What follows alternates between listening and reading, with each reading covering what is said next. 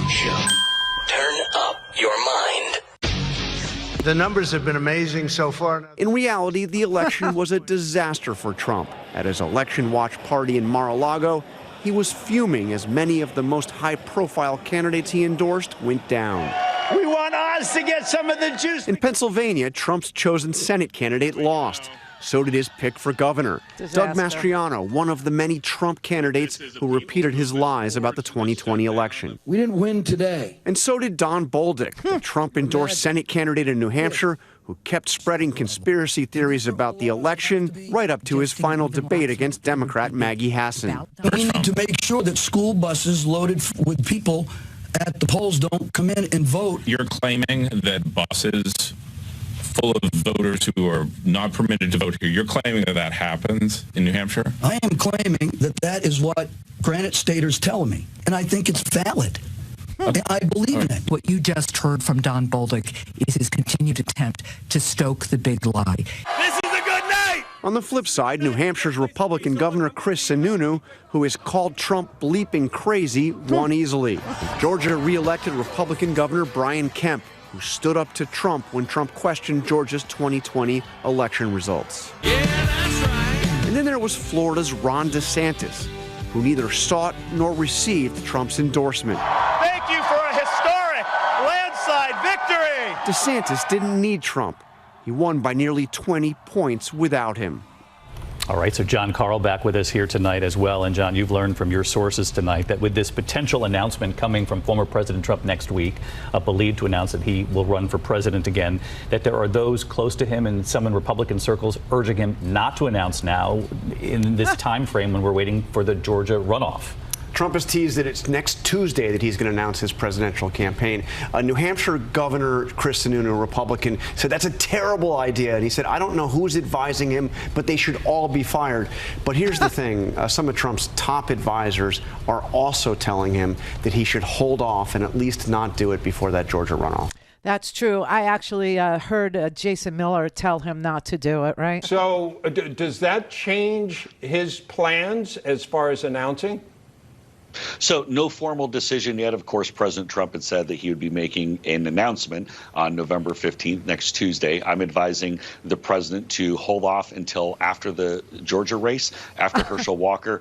Priorities A, B, and C need to be about Herschel right now. This is bigger than anything else in the country. We got to show the focus is on Georgia, keep the country rallying. And a really critical point here is that Brian Kemp holds many of the cards for what's going to happen with Herschel Walker. There were a lot of the Kemp-Warnock ticket splitters.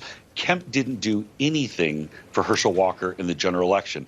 If Kemp wants to show that he's a leader with some brighter future ahead of him, then he needs to get out there and really hustle for Herschel Walker. We need all hands on deck for this one. Yeah, you're not going to get Brad Raffensperger or Brian Kemp or any, sane Republican who has eschewed Donald Trump all the way to victory, who has rejected Trumpism, election denial, and a whole host of ridiculous conspiracy theories. You know, the Christo-fascist, the white supremacist nature of the Trump party. The people who won yesterday, the people who actually were able to retain their seats, the people who were able to retain their governorships, the people who were able to retain their seats in the Senate, they all walked away from the white Christo-fascist election-denying crazies. And there's no going back. Does anybody in Georgia think that Brian Kemp's going to get on the campaign trail for Herschel? Does anybody think that?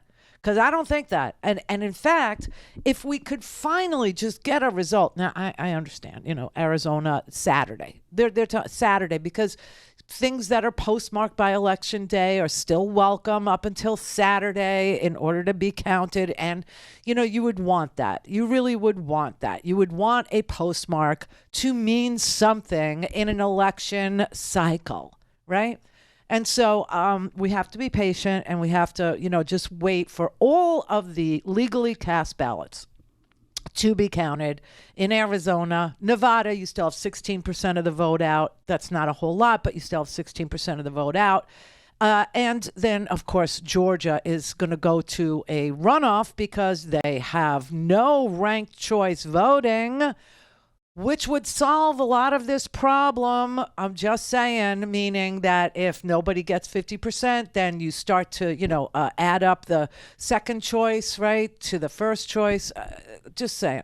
But we have to go through a thing in Georgia, re-elect in Georgia on December 6th. And there'll be early voting, and I think it starts right after Thanksgiving. God, I can't even imagine having to continue to run, having to continue to campaign if you are Reverend Warnock against that crap, odious, lying sack of dung, Herschel Walker, who cannot and will not tell the truth. His own campaign staff says he lies like he breathes. That's the ease with which Herschel Walker lies. 88%, I'm starting now to look at like who voted. 88% of the evangelical community in Georgia voted for Herschel Walker over the Right Reverend Raphael Warnock.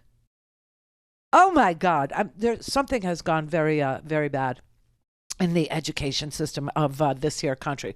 But I will tell you this. Okay, so right now we're waiting for, we have to retain the seats that we own, that we have, that we voted for previously in Arizona. We have to retain the seat in Nevada, Catherine Cortez Masto, right? We have to retain the seat in Georgia, Raphael Warnock. We have to retain at least two of those three, if not all three. And then the Senate is in Democratic hands yet again. The House, on the other hand, they're still not calling races. I wish they would just, call some of these races and let us know what's going on. But there's still races that aren't tabulated on the media websites, which is what I wait for. Why?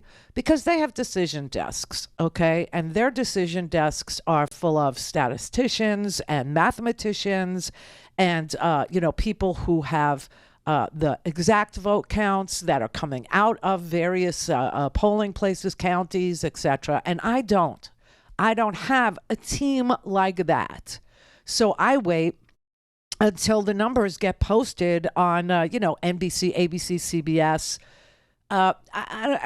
even CNN. But, CNN, I think the election is, they've moved on emotionally, I'm guessing. Even though underneath on the Chiron, they have key race alerts that are old. They're not really, breaking news or new information.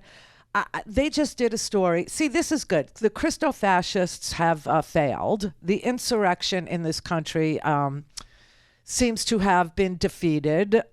The inflation number shows that inflation is starting to subside. And CBS just did a story out of Kansas City where police officers saved a baby.